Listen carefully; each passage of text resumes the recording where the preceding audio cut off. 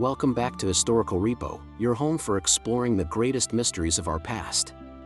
Today, we're journeying back over 4,500 years to the sands of Egypt to gaze upon a monument that has baffled engineers, historians, and dreamers for centuries, the Great Pyramid of Giza. Media, stunning, sweeping drone shot of the Great Pyramid at sunrise, highlighting its massive scale. This isn't just a pile of rocks, it's a masterpiece of ancient engineering. Consisting of an estimated 2.3 million stone blocks, some weighing as much as 80 tons, it stands as a testament to human ingenuity. For decades, the sheer scale and precision of its construction have led many to ask, how could an ancient civilization, armed with only simple tools, achieve such a feat? Media, close-up shot of the perfectly fitted limestone casing stones, showing minimal gaps. The precision is mind-boggling. The pyramid is aligned almost perfectly with the cardinal directions, off by a mere fraction of a degree. The stones are cut and placed so tightly that you can't even fit a piece of paper between many of them. This level of accuracy has fueled countless theories, with some looking not to the past, but to the stars for an answer. Media, stylized, dramatic animation of UFOs hovering over the pyramids, with aliens using laser beams to move blocks. Yes, we're talking about the ancient alien theorists. The idea is that humans couldn't possibly have built this alone. They suggest that an advanced extraterrestrial civilization visited Earth, sharing their technology to levitate and perfectly place these colossal stones. While it's a captivating story for a sci-fi movie, there's a problem: there is absolutely zero archaeological evidence to support it. No alien tools, no spaceship wrecks, and no unusual hieroglyphs depicting interstellar visitors.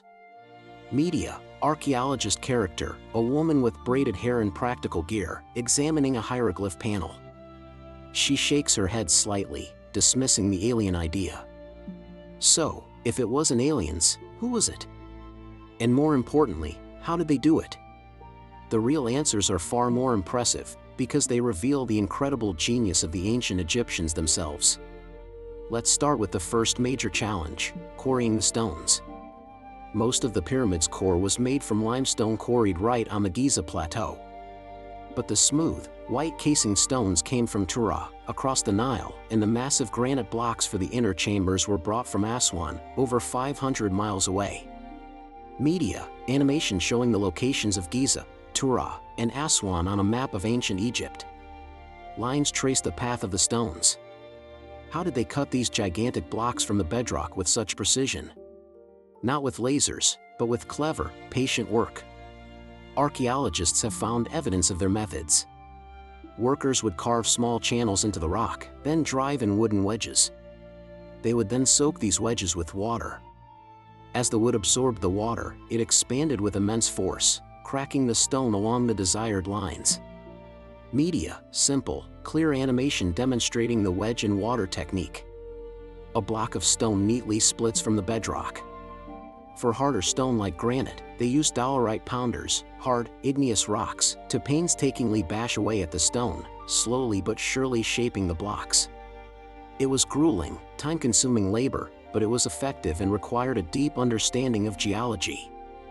But cutting the stones was only half the battle. How did they move these multi-ton behemoths from the quarry to the construction site? Media, live-action reenactment or high-quality animation of workers struggling to drag a huge stone block on a wooden sledge across dry sand. Dragging a heavy sledge across dry sand is nearly impossible. The sand piles up in front, creating immense friction and bringing everything to a halt. For years, this was a major puzzle. But a breakthrough came from studying ancient Egyptian art and applying modern physics. A painting discovered in the tomb of Jehuti-Hotep, dating to around 1900 BC, depicts a colossal statue being moved by workers on a sledge. Crucially, one person is shown standing at the front, pouring liquid onto the sand. Media, close up on the Jehuti-Hotep tomb painting, highlighting the figure pouring water. Physicists decided to test this. What they discovered was astonishing.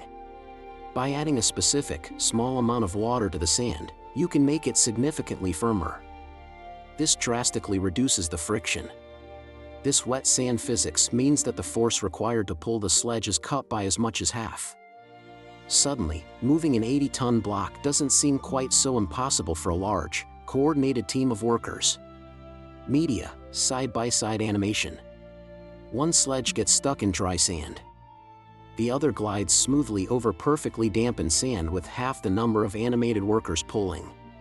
So, the stones are at the base of the pyramid. Now for the biggest question of all, how did they lift them hundreds of feet into the air? The most common theory you'll see in old textbooks is a single, long external ramp stretching from the ground up to the top of the pyramid. But this theory has a huge flaw. To maintain a manageable slope, the ramp would have had to be over a mile long. The amount of material required to build such a ramp would have been almost as much as the pyramid itself, and there's no archaeological evidence for such a massive structure. Media, animation showing the absurdly long external ramp theory. The ramp dwarfs the pyramid and looks impractical.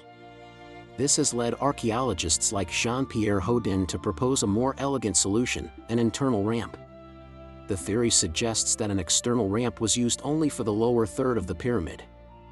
Then, as the pyramid grew, the workers constructed a spiral ramp inside the pyramid's outer edge, like a corkscrew climbing up the structure. Media, a brilliant 3D cutaway animation of the Great Pyramid. An external ramp is used for the bottom third, then the animation reveals a glowing internal ramp spiraling up inside the structure. This internal ramp would have allowed them to efficiently transport blocks to the very top, hidden from view. This theory elegantly explains why we see no evidence of a giant external ramp. It's because the main ramp is still there, sealed within the pyramid. Microgravity surveys have even detected a spiral-shaped anomaly inside the pyramid that corresponds with the proposed path of the ramp. The evidence is building.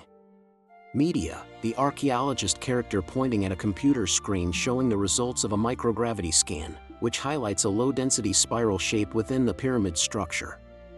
The construction of the Great Pyramid wasn't the work of aliens or a lost super-civilization. It was the result of thousands of skilled laborers, brilliant engineers, and project managers who organized one of the largest construction projects in human history. They used their deep knowledge of mathematics, astronomy, and physics, combined with simple but effective tools and an incredible amount of hard work and dedication.